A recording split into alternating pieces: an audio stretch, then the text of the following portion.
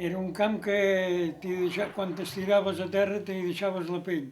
Només estava maco quan era el dia de la festa major perquè el despedregaven i, i l'arreglaven una mica per la festa.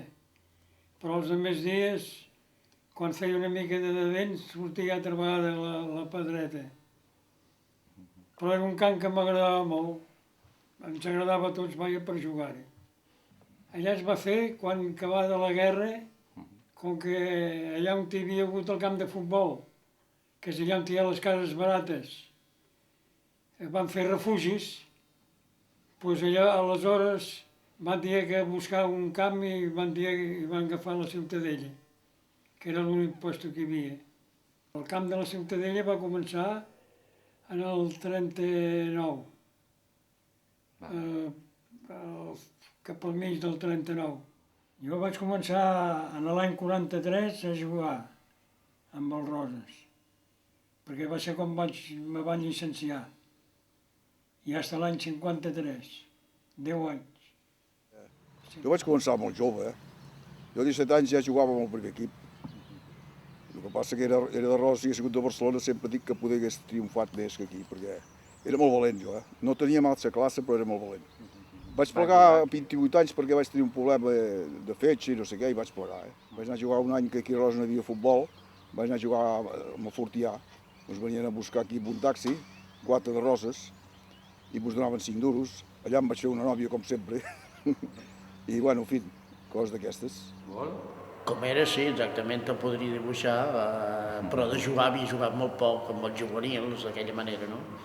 Perquè això ja el Roses va pujar més de categoria i després ja es va anar a jugar en un altre camp, però jo aquí havia jugat, sí, havia jugat. Però jo les feines era ajudar amb el meu pare, que el meu pare és el que se'n cuidava, de portar les gracioses que havien a mitja part, de marcar el camp, i érem uns buscarons, fins inclús havíem anat a Vilajuïga perquè no hi cabien al cotxe i ell anava amb bicicleta i jo darrere d'ell, vull dir. Jo havia jugat molt, tota la meva vida he jugat allò. Des que era petit ja, com el president de Rosa va ser en Buscarons, el senyor Agustín Buscarons. Ell a casa seu anava a inflar les pilotes amb aquella manxa manual, xap, inflàvem les pilotes, que eren de buir, fotíem un cop de pilota amb el cap i feien mal. Ben bé al centre de tots els horts. Era el centre, un camp quadrat, I al final, després del camp, a uns 50-60 metres, allà hi havia, a dintre la paret de Moralles, hi havia com una nau, diguéssim, que allò el feien servir de vestidors. Nosaltres allà me'l vestíem, sense dutxa. Una cova d'aquelles feia servir per vestuari, però jo em vestia a Can Rigau, però la majoria s'equipaven allà a les muralles, allà a la Ciutadella, a dins d'una cova d'aquelles. Segons els de Vilajuïga ens deien en sardineta. A l'escala no mos podíem d'allò, tragar.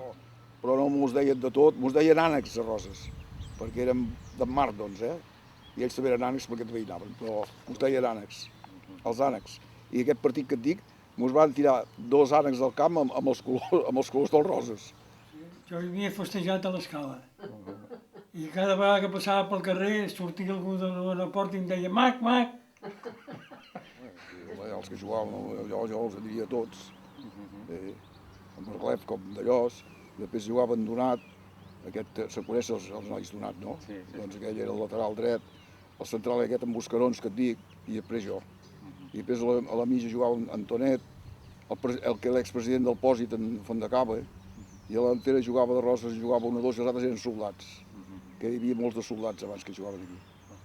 Va venir un a l'esquerra que era del Mollet, que es deia Coll, Vilielles i Coll, que feien diablures.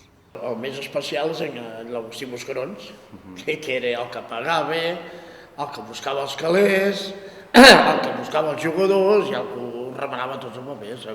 Des de l'Ego, aquí, Agustí Buscarons i els altres eren els seus afiliats, no? Hi havia molta afició, Clar, vam anar a jugar amb l'Hospiac a Figueres per eliminar-nos d'això d'allò i vam ser campions. 2 anys seguits va ser el Roses campió, Jo el primer any no jugava per això, Campió de la província de Girona, Hi havia un bon equip.